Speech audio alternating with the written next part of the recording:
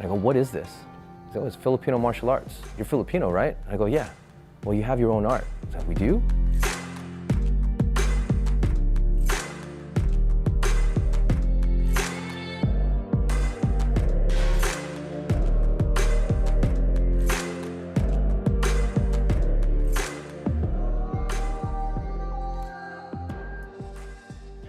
My name is Irvin Quintin.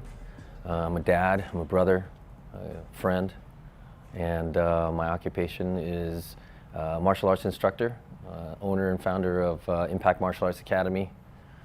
That's what I do. You know, growing up as an immigrant, right? So traveling from like Philippines to Japan, where I was born, and then my first state being in Hawaii. So I was about like 8 or 9 years old before I left, and then went to California in San Diego. So I was still amongst a lot of minority groups. So being around all of that was my first introduction into, like, I call this North America like the mainland, and trying to find identity because we were so diverse amongst all those people. They didn't know exactly who I was. There was a lot of I don't know, like the school systems would tell my parents to have me speak English most of the time, so I didn't get to speak in my mother's tongue very much. During that time, like, my parents were trying to influence me to speak English as the main language, right? So I would go to school and I would start mixing in Tagalog with English, and to me it was normal. And the school system, when I was going in there, they noticed that, and they told my parents that just speak English only, so that way there wouldn't be any confusion. It felt like I was being pulled away from my own culture because of trying to make it through and become more successful as an American. You know, as I got older, I can see where it was leading me through education, which is in a good direction. But also at the same time, there's this faint thing in the background of my head thinking, what happened to my culture?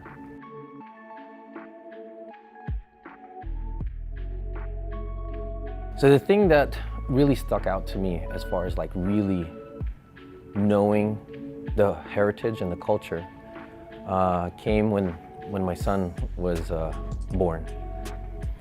So asking around with different questions, I eventually stumbled upon martial arts because my cousin said, hey, why don't we go train this thing? I was like, okay, yeah, sure. I'm interested in martial arts. I like Bruce Lee, whatever. And when we get over there, they put 2 sticks in my hands, and I start, you know, swinging them around. And I go, what is this? He goes, oh, it's Filipino martial arts.